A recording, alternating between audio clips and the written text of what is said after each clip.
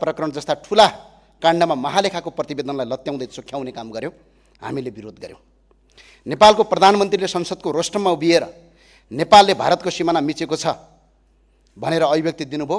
प्रधानमन्त्रीको यो कुरालाई सही हो भन्दै हामीले थपडी बजाउन सकेनौँ। सम्माननीय सभामुख महोदय, गरिब दुखी नागरिकले पाउँदै आएको स्वास्थ्य बिमा सरकारले कटौती गर्यो। हामीले गरिबलाई स्वास्थ्य बिमा उपलब्ध गराऊ भन्यौँ। के हामीले गल्ती गर्यौँ? सम्माननीय सभामुख महोदय, सरकारले 2 करोड रुपैयाँसम्म मात्र लगानी भएका किसानहरूलाई अनुदान दिने भन्यो। हामीले गरिब दुखी किसानलाई अनुदान दे भन्यौँ। के हामीले गलत गर्यौँ?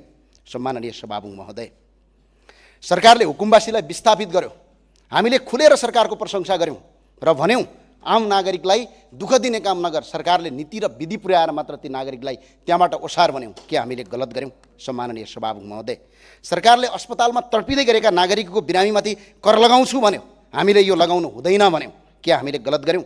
सरकारले बिजुलीमा भ्याट लगाएर नागरिकलाई शास्ति दिन्छु भन्यो। हामीले यो हुँदैन भन्यौँ। के हामीले गलत गर्यौँ? सम्माननीय सभामुख महोदय, सम्माननीय सभामुख महोदय, सरकारले राम्रा काम गर्यो, सही काम गर्यो भने हामी साथ र समर्थन दिन्छौँ र दि पनि रहेका छौँ। तर सरकारले गलत काम गर्यो भने हामी खबरदारी गर्छौँ र एक्लै भए पनि हामी उभिन्छौँ।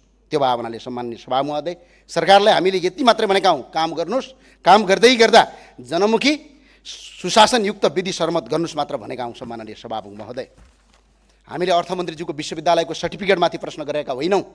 हामीले भन्सारका दर हेरफेर भयो कि भएन, बजेटको सूचना चुहावट भयो कि भएन, राज्यलाई राजस्व नोक्सानी पुर्याइयो कि पुर्याइएन भन्ने विषयमा प्रश्न उठाएका हौँ। सम्माननीय सभामुख महोदय, यदि केही पनि भएको थिएन भने विद्युतीय सवारी साधनमा 2 हप्तासम्म प्रधानमन्त्रीको कार्यालयले भन्सारबाट आएका गाडीहरू नियन्त्रणमा राख्न किन आवश्यक ठान्यो? यो प्रश्न सत्तापक्षका माननीय सांसदहरूलाई मलाई होइन सोध्ने, सम्माननीय प्रधानमन्त्रीलाई सोध्न अपिल गर्न चाहन्छु। सम्माननीय र यो पल्ट त झन् त्यो अवस्थामै हेरेकै छैन। सँगैमा सन्दकपुर, माइजोगमाई, रोङ, सूर्योदय नगरपालिका यी सबै जोखिमको उच्च पालिकाहरू हुन्। हामीले माइजोगमाईको त्यो मजुवा, कलङसिङ भन्ने गाउँ, सन्दकपुरको स्याङबा भन्ने गाउँहरू अझै पनि यति जोखिममा छन्। गत वर्ष मात्रै 400 भन्दा धेरै घरहरू विस्थापित भएको थियो। सरकारको ध्यान जाओस् भन्नको लागि म अनुरोध गर्न चाहन्छु।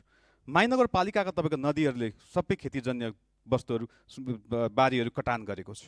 लोदिया खोलाले, माई खोलाले, त्यहाँ सदुवा बेसी, मजेनी बेसी, सहबिरे, चेप्टी यी सबै ठाउँहरूका तपाईँको किसानहरूले अत्यन्त दुःख पाएका छन्। सरकारको यतापट्टि पनि ध्यान जाओस् भन्न चाहन्छौँ। हामीले सरकारलाई अस्ति पनि भनेका थियौँ, मन्त्रीज्यूसँग भेटेर पनि अनौपचारिक भेटमा पनि भनेका थियौँ, थुप्रै योजनाहरू हालेका थियौँ। सन्दकपुर अस्पतालको विषयको कुरा होस्, अथवा सूर्योदय 12 देखि 3 गरेर पेट्रोल पम्प जोड्ने सडक होस्, माई पोखरी ढाप पोखरीको नयाँ बजारको सडक होस्, यी सबै कुराको सुनाइ हुन सकेन। सभामुख महोदय, सरकारको ध्यान जाओस्। र सँगैमा हिजो मात्र मैले कवि लेखक ब्रजेश खनालको कवितालाई साभार गरेको थिएँ र बोलेको थिएँ र धेरै साथीहरूले भन्नुभयो कपी पेस्ट भएछ। निरङ्कुशताको लागि तपाईँ कपी पेस्ट हुन्छ भने हिजो पनि बोल्थ्यौँ, आज पनि बोल्नेछौँ र भोलि पनि बोल्नेछौँ। यी कविहरूको लागि सम्मान व्यक्त गर्दै अन्त्य। माननीय सदस्य बलावती, प्रधानमन्त्रीज्यूलाई भन्न चाहन्छु, यो संसद घुम्ने ठाउँ होइन, यो जनताको आवाज गुजिने सर्वोच्च थलो हो। यहाँ उठेको प्रश्नको जवाफ दिनुपर्छ। प्रधानमन्त्रीको संवैधानिक र नैतिक दायित्व हो। के प्रधानमन्त्रीज्यूले प्रतिनिधि सभाको नियमावली पढ्नु भएको छ कि छैन? एकपटक पढ्नुहोस्, नियम उल्लङ्घन कसरी हुन्छ, संसदप्रतिको जवाबदेहिता के हो त्यो बुझ्नुहोस्। यही संसदले तपाईँलाई प्रधानमन्त्री बनाएको हो। त्यसैले संसदको सम्मान गर्नुहोस्, जनताको प्रश्नको उत्तर दिनुहोस् र सङ्कटमा परेका नागरिकको पक्षमा उभिनुहोस्। अन्यथा इतिहासले यो सरकारलाई जनताको पीडाप्रति मौन बसेको सरकार भनेर सम्झिन्छ। धन्यवाद। जय नेपाल। अध्ययन गरेर सुकुम्बासी र ओबीसी समस्या चाहिँ सधैँको लागि समस्या समाधान गर्नुपर्छ र हामीले कहिले पनि सुकुम्बासी माथि राजनीति गर्न खोजेको छैनौँ। हामीले भनेका थियौँ हिजो कहिले श्रम संस्कृति पार्टी लगायत हामीले कहिले पनि सुकुम्बासीलाई हामीले भनेका थिएनौँ कि तपाईँहरूले हामीलाई भोट दिनुहोस्, हामीले तपाईँलाई लाल पुर्ता दिन्छौँ, हामीले कहिले पनि भनेका थिएनौँ। र हामीले कहिले पनि भनेका थिएनौँ यदि सुकुम्बासी बस्ती भत्काउन आउँछ भने हामीले छाती थाप्छौँ पनि हामीले कहिले पनि भनेका थिएनौँ। त्यसै कारणले म भन्न चाहन्छु सरकार पक्षलाई, सरकारले सुकुम्बासी समस्या सधैँको लागि समाधान गर्नुपर्छ। यो पुस्ताउँदेखि चाहिँ झाँगेर आएको समस्या हो। म त्यतिर सरकारलाई चाहिँ ध्यान केन्द्रित गर्न चाहन्छु। अर्को कुरा, यो विपदको समयमा अघि सामान्य सभामुखज्यूले रुलिङ गर्नुभयो, खुसी लाग्यो, यहाँलाई म धन्यवाद पनि दिन चाहन्छु। र विपद र आज तपाईँको विभिन्न आज तपाईँको चाहिँ जहाँ सरकारको चाहिँ दृष्टि पुग्दैन त्यो ठाउँहरूमा आज तमाम नागरिकहरू खुल्ला आकाशमुनि बस्न परेको छ, गरिब मुखाहरू। आज श्रम संस्कृति पार्टीको नेतृत्व हामीले देशैभरि 100वटा घर बनाउने चाहिँ हामीले चाहिँ हस्तान्तरण गर्ने अभियान चलाएका छौँ। आज ती सबै श्रमदाताहरूलाई म विशेष धन्यवाद पनि दिन चाहन्छु। दार्जुलामा पुल बनायौँ, त्यसमा पनि म धन्यवाद दिन चाहन्छु। तर हामीले क्युआर पार्टी के पार्टी भनेर बाहिर चाहिँ थुप्रै तपाईँको चाहिँ आज चाहिँ त्यस सम्बन्धी विवादहरू निकाल्न खोजिन्छ। हामी क्युआर पार्टी नै हो, तर क्युआर पार्टी के को लागि भन्दाखेरि देश र जनता र तपाईँको नागरिकको लागि, हामी इमान्दारिताको लागि हामी अगाडि बढाएका छौँ। यी सबैलाई म धन्यवाद दिन चाहन्छु।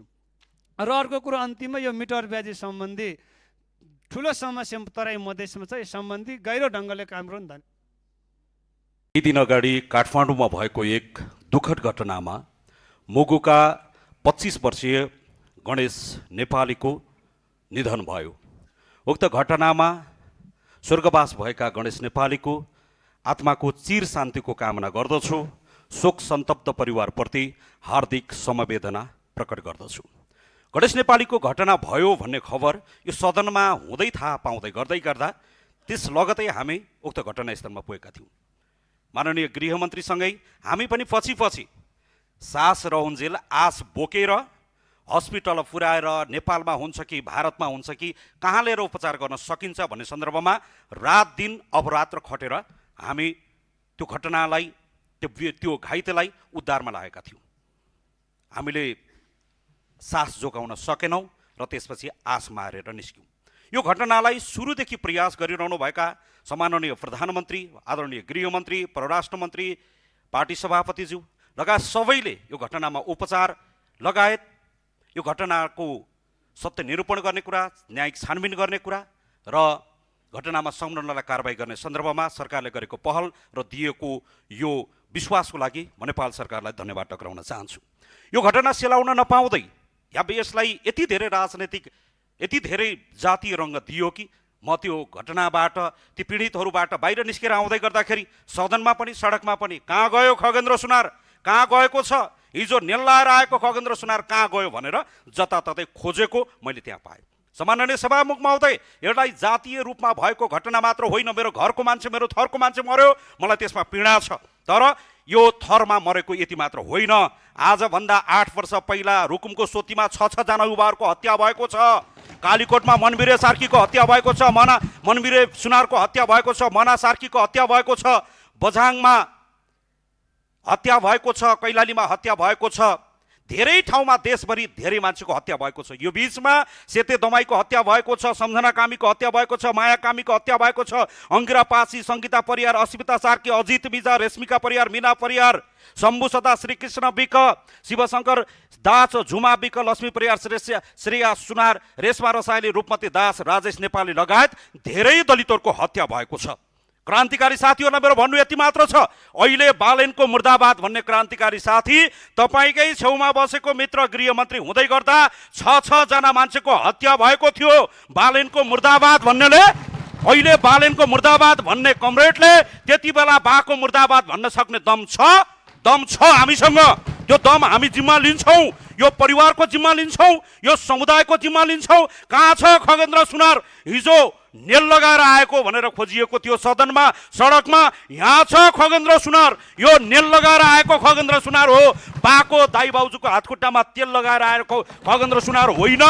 हामी नेल लगाएर आएको एउटा विद्रोहीलाई कति बेला विद्रोह गर्नुपर्छ, कति बेला विरोध गर्नुपर्छ भन्ने कुरा हामीले बुझेर आएका छौँ। अहिले विपक्षीका साथीहरूलाई दलितको बडो माया लागेर आएको छ। कमरेड उठ्नुहोस्, एकचोटि यो अभियानमा जुट्नुहोस्। दलित मार्ने क्रम रोकिएको छैन, उठ्नुहोस्, साथ दिनुहोस्। काङ्ग्रेसका साथी उठ्नुहोस्, एमालेका साथी उठ्नुहोस्, माओवादीका साथीहरू उठ्नुहोस्, राप्रपाका साथीहरू उठ्नुहोस्। एकचोटि यो जातीय विभेद र हिंसाका विरुद्धमा त्यो दम छ भने, त्यो आँट छ भने यी सबै घटनालाई एकचोटि पल्टाएर हेर्नलाई म सबैलाई ध्यान आकर्षण गर्न चाहन्छु। र यो घटनामा जसरी सरकारले सदा सहायता देखाएर यो परिवारको जिम्मा लिएको छ, यो जिम्मा यो देशभरिका 60 लाख दलितको यो देशको जिम्मा लिन आएका हौँ हामी जिम्मा लिन्छौँ। घटनाबाट भाग्दैनौँ, दलितको मुद्दाबाट भाग्दैनौँ। यति कुरा तपाईँको बिचमा राख्न चाहन्छु। समयको लागि सभामुखज्यूलाई धन्यवाद, नमस्कार।